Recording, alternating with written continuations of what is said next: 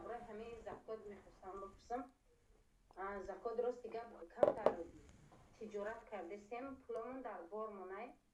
همین پول بار میتونیم اون پول بار حساب کنیم زکات بدیم بعد کمتر دیگه. خواهرم شما از بار زکات میبرید، پول بار حساب نمیکنید. از بارتان اگر نرخ بارها همش به 85 گرم طلا رسیده باشد، بارها رو حساب میکنید و از بارها ربعش رو ببخشید ربع عشرش رو زکات میبرید.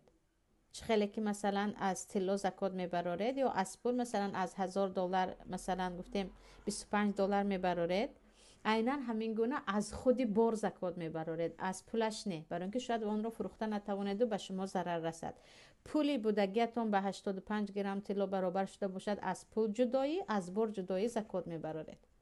فهم استاد جان، یعنی که امو بار ما پولی بار حساب میکنیم و پولی میفروختگیش حساب نمیکنیم استاد جان؟ هم پول نه، همون پولتون چقدر ارزش دارد، یعنی تقریبا میدونید که شما تقریبا چند ارزش دارد. همون اگر به 85 گرم رسیده باشد، از همون بار خودش مثلا بار رو گفتیم به 10 تقسیم میکنید، به 10 تقسیم میکنیم، 10 قسمی کردگیتونه به 4 تقسیم میکنید، از 4 یکش رو میدید یا پولش رو عموما همش رو حساب میکنید و از نرخش حساب میکنید.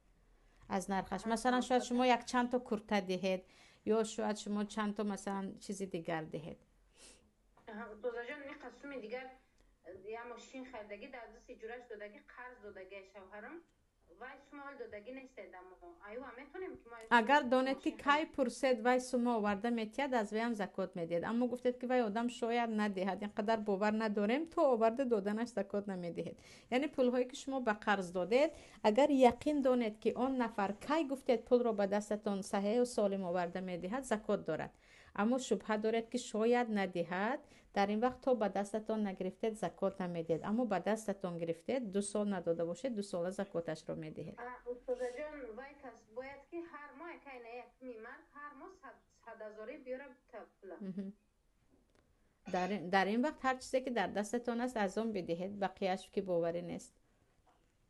فهمت جزاک الله خیر.